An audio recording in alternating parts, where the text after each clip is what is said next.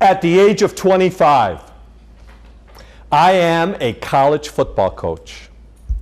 I am a college professor. And I know everything. I walked into the football locker room at Wayne State University one Sunday. I was in a real good mood because our team had won on Saturday. And I look, what's that? I saw the head football coach picking athletic tape off the floor and throwing it into the trash can. And there was tape all over the locker room left there by the players from Saturday's game. I said, Coach, why are you picking up the tape? Let the janitor do that. He was bent over with a large wad of tape in his hand. He threw it in the trash can, looked at me and said, Walt, no job is too small.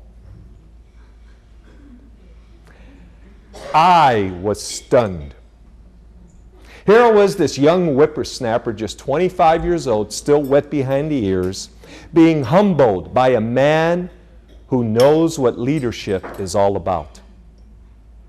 I didn't know what to say. I was so embarrassed, so I said nothing. The head coach said nothing more because his actions were so deafening. Being a leader starts with being a role model.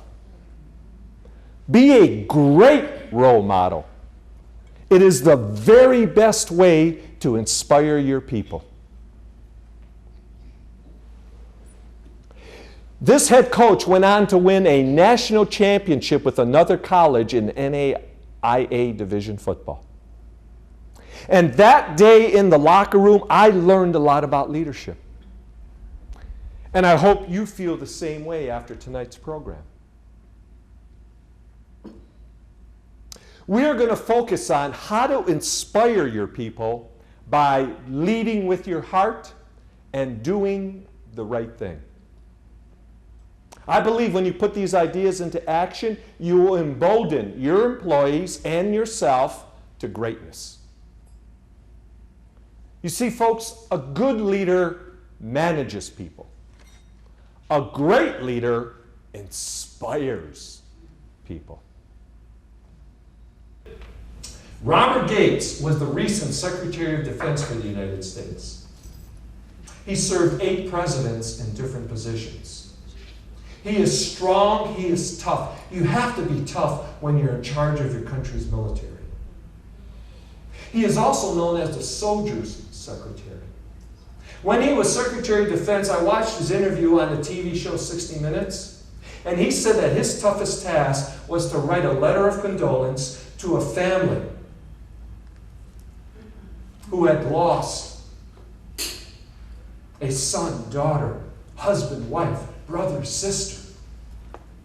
And before he wrote that letter, he requested photos and newspaper clippings of the soldier because he didn't want to regard any of them as a statistic, but as a human being. When he was Secretary of Defense, I watched him over the years talk to our troops on TV. It was not unusual for him to have a tear in his eye.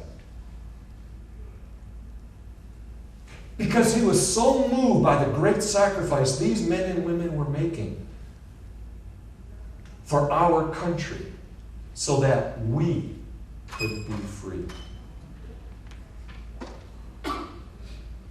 Robert Gates shows his heart.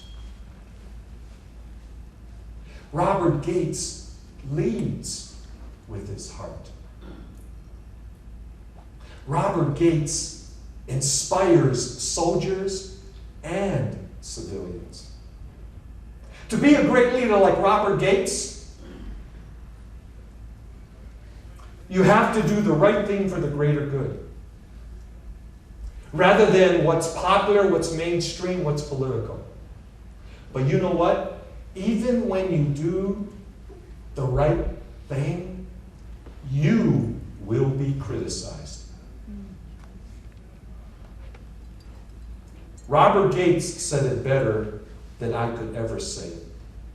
To avoid criticism, say nothing. Do nothing. Be nothing.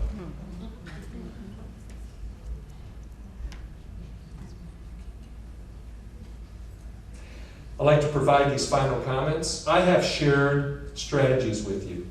Over-celebrate, show your appreciation. I have shared stories.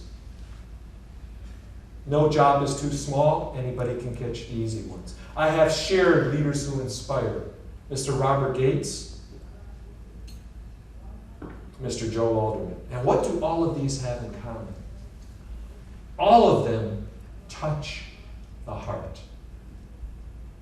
Please make a fist. Your fist is about the size of your heart. Please put it in the middle of your chest. Tilt it to the left.